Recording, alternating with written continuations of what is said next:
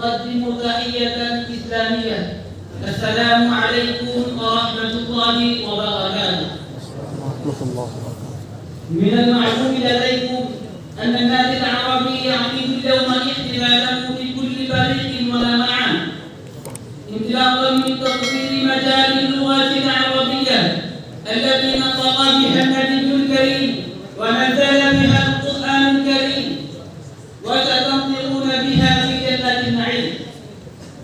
فنتوجه إلى حضراتكم نحن جميعا المنتمين إلى النادي الأدبي بهذه المناسبة بألطف التهاني وأطيب الأماني من أعماق قلوبنا، ونقدم الشكر الجزيل إليكم على قدومكم المبارك إلى هذه الحفلة الميمونة الساقة.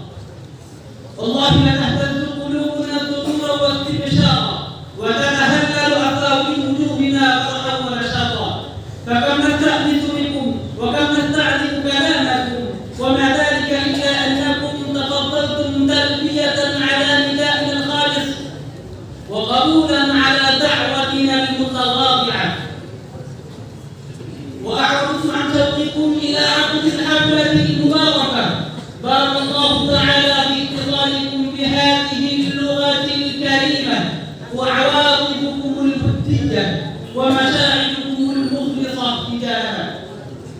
أيها الإخوة الفضلاء والعلماء النبلاء، هذه حقيقة لا تنهل أن الجيش دون ما قائد والجماعة دون ما رائد على وجه الهلاك. فربما يكون هناك قد ضل الطريق وأخطأ لكونه متجددا عن قيادة أحد وقيادته. يدفعنا هذا الشعور الحديث إلى أن نتضامن ونتوحد تحت ظلال القائد. فلهذا الغرض الثاني التمس من الأخ محمد عبد علي المتعلم في الصف الخامس العربي أن يقترب من المذياع ويقدم اقتراح الرئاسة.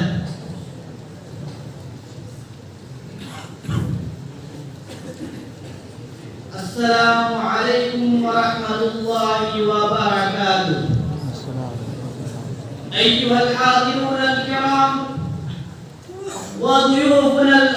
وضيوفنا الأفاضل، اليوم نقدم رئاسة هذه الحفلة الكريمة للنادي الأدبي العربي إلى شخصية مثالية وداعية عظيم وفائز على المنازل العليا السامية، وبارع في التفسير وماهر في الحديث وحاذق في الفقه ومتقن في العمل وعاطف على الطلاب.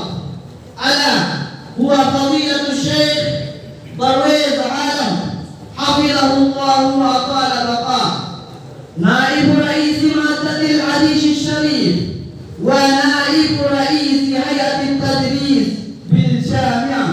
نقدم إليه شكرا جزيلا.